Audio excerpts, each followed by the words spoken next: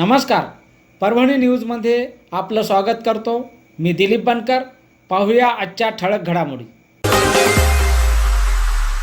दिनांक 11 डी कार्यालयासमोर लोकशासन आंदोलन पार्टीच्या वतीने बेमुदत धरणे आंदोलन सुरू करण्यात आले आहे. प्रमुख मागण्या: शासकीय डॉक्टरांची खाजगी प्रॅक्टिस बंद करा, खाजगी प्रॅक्टिस करणाऱ्या डॉक्टरवर विभागीय चौकशी करा, शल्यचिकित्सक डॉक्टर ND लखमावार यांना निलंबित करा, जिल्हा रुग्णालयातील दुपारची तपासणी पुन्हा सुरू करा, रुग्ण नोंदणी खिडक्या वाढवा आदी मागण्याचे जिल्हाध्यक्ष सचिन काळे आणि सामाजिक कार्यकर्ते नितीन राणेर यांनी हे आंदोलन सुरू केले आहे.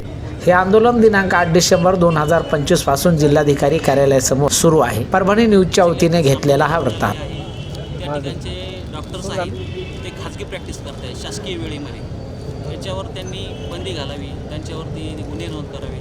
आम्ही त्यांना लिस्ट दिलेली आहे, डॉक्टरांची हॉस्पिटलची लिस्ट दिलेली आहे, पण त्याच्यावर अद्याप त्यांनी कुठलीही कारवाई केली नाही. फक्त लिहून देत आहेत की हे प्रॅक्टिस करत नाहीत, असा विषय आहे.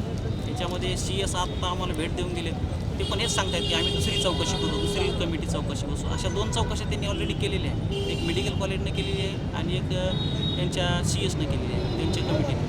ते फक्त इथल्या इथं चौकशी लावत आहेत. आमची डिमांड आहे की विभागीय चौकशी झाली पाहिजे. त्याच्यातून मग यांनी जे अहवाल केलेले आहेत हे किती चुकीचे आहेत, दिशाभूल करणारे, हे समोर येईल, जनतेच्या समोर येईल. आणि स्पष्ट आहे की यांचे डॉक्टर्स हे हॉस्पिटलमध्ये उपस्थित राहत नाही. यांनी CCTV कॅमेरे जरी चेक केले तरी यांना सापडतील, पण यांची इच्छाशक्ती तशी नाही आहे. ते फक्त उडवाडवीची उत्तर देत आहेत, हे असं आम्ही करू शकत नाही, ते करू शकत नाहीत, कोणाला धमकी देऊ शकत नाही. पण यांनी कुठलीही ऑर्डर काढली नाही यांना आत्तापर्यंत डॉक्टरांविरोधात. असे प्रकरण आहेत. आमची मागणी आहे की विभागीय चौकशी झाली पाहिजे. जोपर्यंत विभागीय चौकशीचा आम्हाला लेटर मिळत नाही कलेक्टरकडून, तर तोपर्यंत आम्ही कंटिन्यू धरणे आंदोलन चालू राहील. 100 दिवस राहू, 365 दिवस राहू, काही प्रॉब्लेम नाही, हे चालूच राहू. धन्यवाद. याला जनते. आणि याचबरोबर हे बातमीपत्र संपलं.